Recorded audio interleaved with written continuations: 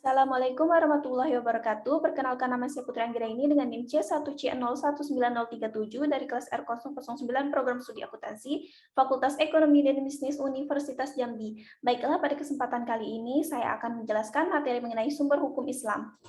Di mana materi pertama yaitu sumber hukum Islam. Sumber hukum Islam merupakan dasar atau referensi untuk menilai apakah perbuatan manusia sesuai dengan syariah atau ketentuan yang telah disepakati digariskan oleh Allah Subhanahu wa taala atau tidak.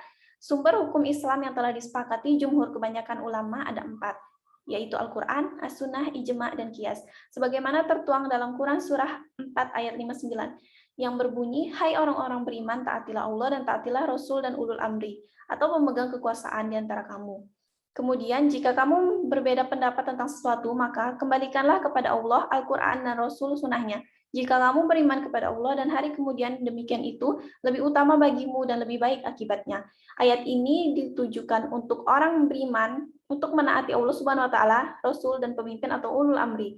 Taat kepada Allah dilakukan dengan cara mengikuti perintah dan menjauhi larangan Allah Subhanahu wa taala sebagaimana disebutkan dalam Al-Qur'an. Taat kepada Rasul dilakukan dengan cara mengikuti apa yang telah dicontohkan oleh Rasul sesuai dengan As-Sunnah. Taat kepada pemimpin atau ulul amri selama perintah pemimpin tersebut tidak bertentangan dengan Al-Quran dan As-Sunnah. Baiklah, materi yang kedua yaitu jenis dan definisi sumber hukum Islam. Sumber hukum Islam yang telah disepakati atau jumhur kebanyakan ulama ada 4. Yang pertama, Al-Quran, As-Sunnah, Ijma', dan Qiyas. Yang pertama, Al-Quran. Al-Quran ialah kalam Allah. Kalamullah, Quran Surah 53 ayat 4 dalam bahasa Arab, sebagaimana sebuah mukjizat yang diturunkan kepada Nabi Muhammad SAW melalui utusan Allah, Malaikat Jibril alaihissalam, untuk digunakan sebagai pedoman hidup bagi manusia dalam menggapai kebahagiaan hidup di dunia dan di akhirat. Yang kedua, As-Sunnah. As-Sunnah ialah ucapan atau qauliyah, perbuatan, fi'liyah, serta ketetapan-ketetapan takririyah Nabi Muhammad SAW yang merupakan sumber hukum Islam kedua setelah Al-Quran. Yang ketiga, ijma'. Ijma' adalah kesepakatan para mujtahid dalam suatu masa setelah wafatnya Rasulullah SAW terhadap hukum syara yang bersifat praktis dan merupakan sumber hukum Islam ketiga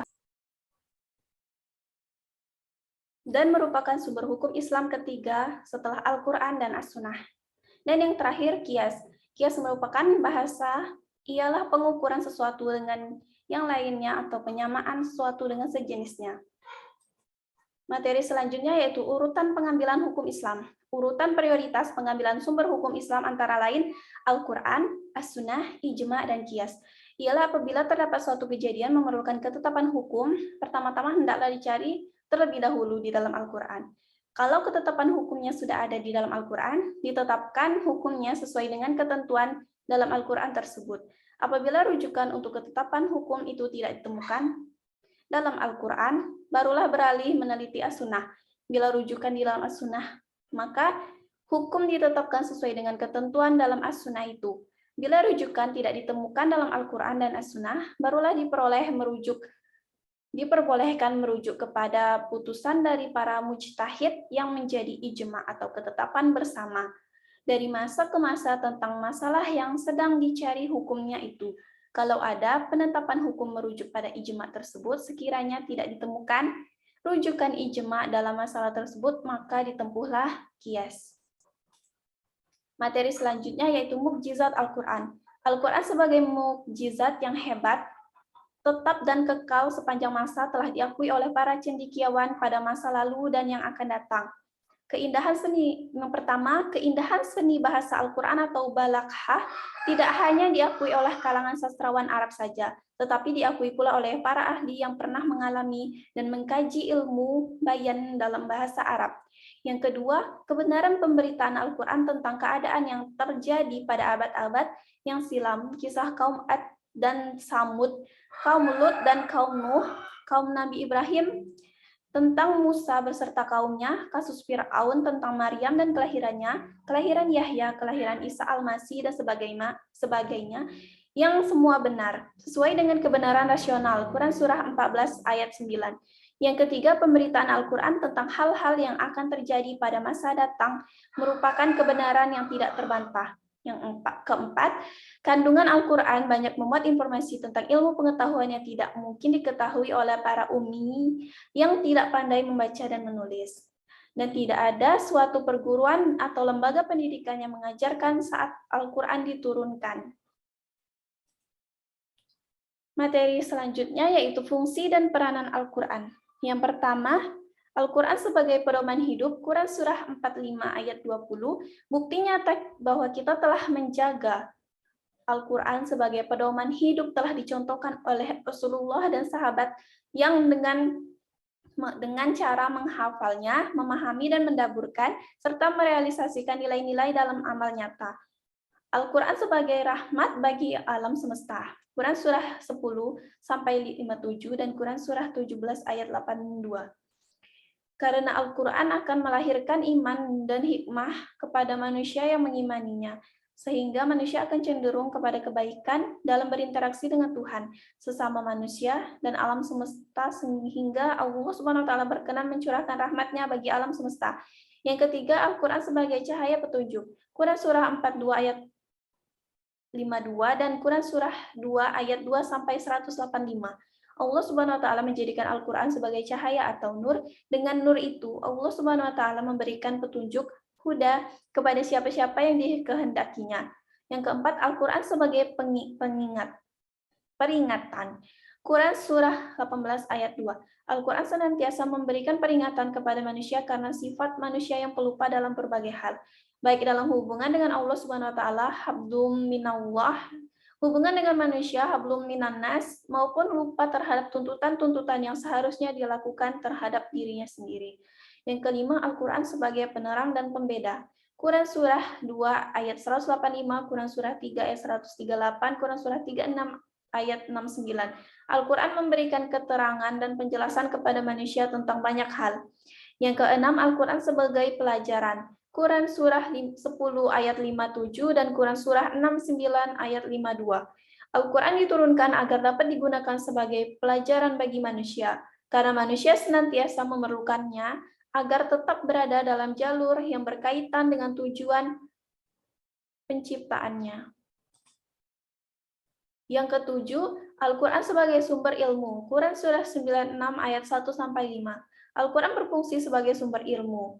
Banyak ayat di dalamnya mengajarkan manusia untuk memikirkan tanda-tanda kekuasaan Allah Subhanahu wa Ta'ala, mulai dari penciptaan manusia dan alam semesta, serta mempelajari berbagai ilmu pengetahuan yang dijangkau oleh pemikiran manusia seperti astronomi, geografi, kedokteran, ilmu sosial, dan sebagainya. Kedelapan, Al-Quran sebagai sumber hukum. Sebagai hukum. Quran Surah 13 ayat 37. Al-Quran menjelaskan hukum-hukum syariah untuk kemaslahatan atau kebaikan hidup manusia, berupa hal-hal yang dihalalkan dan diharamkan oleh Allah Subhanahu wa Ta'ala. Hukum menepati janji dan sumpah, dosa-dosa besar, qisas, hukuman terhadap orang kafir, hukum pembunuhan, hukum pengampunan, hukum menyembunyikan persaksian, hukum menunaikan nazar, dan sebagainya. Kesembilan, Al-Quran sebagai obat penyakit jiwa. Quran Surah 10 ayat 57. Al-Quran dapat berfungsi sebagai obat atau asyifa untuk menyembuhkan penyakit-penyakit yang ada dalam hati manusia, seperti syirik, sombong, congkak, ragu, malas, dan sebagainya. Kesepuluh, Al-Quran sebagai pemberi kabar gembira. Quran Surah 16 ayat 102. Al-Quran banyak menceritakan kabar gembira kepada orang yang beriman kepada dan menjalankan kehidupan sesuai dengan ketentuan Allah Subhanahu wa Ta'ala, yaitu berupa kebahagiaan hidup di dunia dan balasan berupa surga yang penuh kenikmatan tiada tara, dan dibandingkan dengan akhirat yang kekal dan abadi. Ke-11, Al-Quran sebagai pedoman melakukan pencatatan. Quran Surah 2 ayat 282-283. Al-Quran memerintahkan manusia untuk mencatat transaksi bukan tunai dan mendirikan saksi-saksi yang jujur pada transaksi tersebut. Materi selanjutnya yaitu fungsi as-sunnah.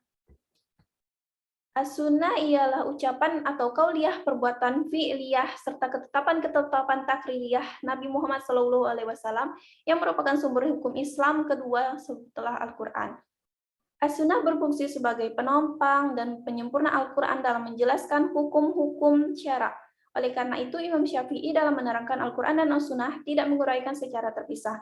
Keduanya merupakan satu kesatuan dalam kaitannya dengan kepentingan istidal atau penarikan kesimpulan hukum bukan dari nas langsung dan dipandang sebagai sumber hukum pokok yang satu, yakni nas. Keduanya saling menopang secara sempurna dan menjelaskan hukum-hukum Islam.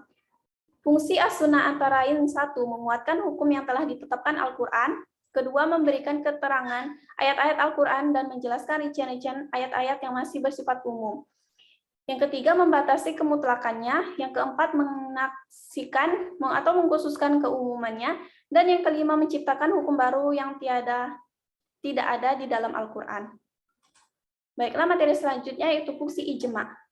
Jumhur ulama berpendapat bahwa alasan dapat digunakan ijma' sebagai sumber hukum Islam adalah sebagai berikut. Yang pertama, hadis-hadis yang menyatakan bahwa umat Muhammad tidak akan berkesepakatan terhadap kesesatan. Apa yang menurut pandangan kaum muslimin baik, maka menurut Allah Subhanahu wa taala juga baik. Oleh karena itu, amal perbuatan para sahabat yang telah disepakati dapat dijadikan argumentasi atau hujah. Dua, mengikuti akidah orang bukan mukmin adalah haram karena menentang Allah Subhanahu wa taala dan Rasul dan diancam neraka jahanam. Mengikut pendapat orang mukmin berarti mengikuti sesuatu yang ditetapkan berdasarkan ijma'. Dengan demikian, ijma' dapat dijadikan hujah yang dapat digunakan untuk menggali hukum syara atau istimbat dari Al-Quran dan As-Sunnah. Jadi selanjutnya fungsi kias. Kias menurut bahasa ialah pengukuran sesuatu dengan yang lainnya atau penyamaan sesuatu dengan sejenisnya. Kias dapat dianggap sebagai sumber hukum jika memenuhi persyaratan sebagai berikut. Yang pertama, sepanjang mengacu dan tidak bertentangan dengan Al-Quran dan As-Sunnah, kias diperlukan karena dalil-dalil dalam Al-Quran dan As-Sunnah itu universal dan global. Yang kedua, kias juga sesuai dengan logika yang sehat. Misalnya, orang Islam meminum minuman memabukkan sangatlah masuk akal bila setiap minuman atau makanan memabukkan yang dikiaskan dengan minuman tersebut menjadi haram hukumnya. Baiklah, itulah materi yang dapat saya jelaskan. Semoga dapat dimengerti dan bermanfaat. Terima kasih. Sampai bertemu di video selanjutnya.